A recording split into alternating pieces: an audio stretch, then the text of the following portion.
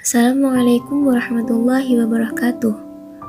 Dalam video kali ini akan dibahas suatu kajian filsafat Islam dengan judul Perdebatan antara Ibnu Rushd dengan Al-Ghazali. Karya Ibnu Rushd yang berjudul Tahafut at-Tahafut lahir sebagai reaksi atas karya pemikir Islam sebelumnya, yaitu Al-Ghazali dengan karyanya yang berjudul Tahafut al-Falasifah.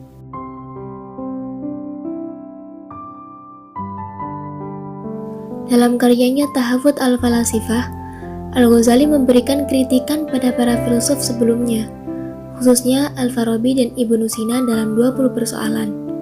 Dalam bukunya, Al-Ghazali membahas persoalan tersebut dengan rinci dan sistematis, dengan mengemukakan pandangan filsuf sebelumnya, dan kemudian ia sampaikan kritikannya dengan detail. Beliau menulis buku tersebut dikarenakan baginya beberapa pandangan para filsuf tidak sejalan dengan ajaran agama. Untuk merespon buku Tahafut al-Falasifah milik Al-Ghazali, Ibnu Rushd menulis bukunya yang berjudul Tahafut at-Tahafut. Dalam bukunya ini, beliau menjelaskan bahwa sebenarnya persoalan-persoalan dalam filsafat itu tidak bertentangan sama sekali dengan ajaran agama. Dalam bukunya ini, beliau menjawab semua 20 persoalan yang dikritik oleh Al-Ghazali secara terperinci. Namun, dalam 20 persoalan yang dikemukakan oleh Al-Ghazali, ada 3 persoalan yang membuat Al-Ghazali beranggapan bahwa para filosof itu kafir. Ketiga persoalan ini ialah kekekalan alam, ketidaktahuan Tuhan terhadap sesuatu yang partikular, dan tidak adanya kebangkitan jasmani. Ketiga persoalan inilah yang membuat Al-Ghazali berpikir bahwa para filosof telah menentang agama dan menjadi kafir karena mengikuti kerancuan pikiran para filosof Yunani seperti Plato, Aristoteles, Pythagoras, Galen, Plotinus, dan lain sebagainya. Persoalan kekekalan alam.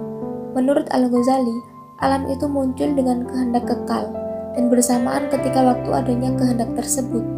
Maksudnya, dengan kehendak Tuhan, suatu bentuk ketiadaan akan berlangsung sampai pada titik akhir, dan wujud alam bermula saat kehendak untuk mewujudkan itu bermula.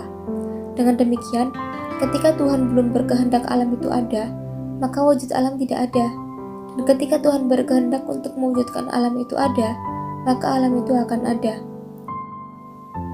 Lalu Ibnu Rushd membantah argumentasi Al-Ghazali tentang kehendak kekal atau dalam penciptaan alam yang baru. Ibnu Rushd memulainya dengan memperhatikan dengan seksama perbedaan antara dua konsep, yakni tindakan dan kehendak yang mana predikatnya pada Tuhan. Ibnu Rushd menganggap bahwa alam itu mewujudkan setelah adanya jarak waktu yang dikehendaki oleh Tuhan secara kekal dan bisa diterima, akan tetapi tidak dengan diikuti oleh tindakan Tuhan. Maksudnya, ketika Tuhan berkehendak, maka produk tindakan Tuhan pun mestinya secara langsung ada, kecuali jika Tuhan itu tidak maha kuasa. Maka dari itu tidak ada jarak dan waktu antara tindakan Tuhan dengan produknya.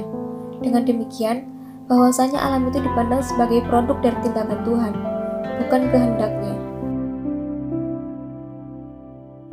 Persoalan ketidaktahuan Tuhan terhadap sesuatu yang partikular. Dalam membahas tentang pengetahuan Tuhan, Ibnu Rushd mengkritik Ibnu Sina, Tuhan mengetahui segala sesuatu itu secara universal. Akan tetapi, Ibnu Rushd menolak kritikan Al-Ghazali bahwa para filosof telah mereduksi pengetahuan Tuhan tentang mengetahui semuanya, karena menurut Al-Ghazali pengetahuan itu akibat dari kehidupan. Menurut Ibnu Rushd, kita tidak bisa memprediksi pengetahuan Tuhan dengan mode universal maupun partikular dengan analogi terhadap pengetahuan manusia, karena mode pengetahuan manusia itu berbeda dengan mode pengetahuan Tuhan. Pengetahuan manusia akibat dari sesuatu yang diketahui, sedangkan pengetahuan Tuhan merupakan sesuatu yang diketahui. Dengan demikian, pengetahuan yang diprediksi pada Tuhan dan manusia samar-samar, karena pengetahuan Tuhan sebab entitas yang ada, dan entitas yang ada merupakan sebab bagi pengetahuan manusia.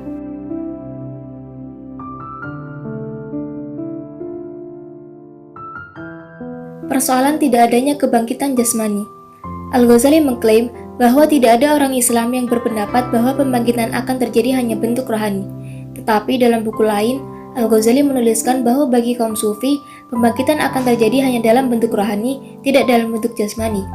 Dengan demikian, sebenarnya tidak ada konsensus mengenai pembangkitan hari kiamat, baik dalam bentuk jasmani maupun rohani.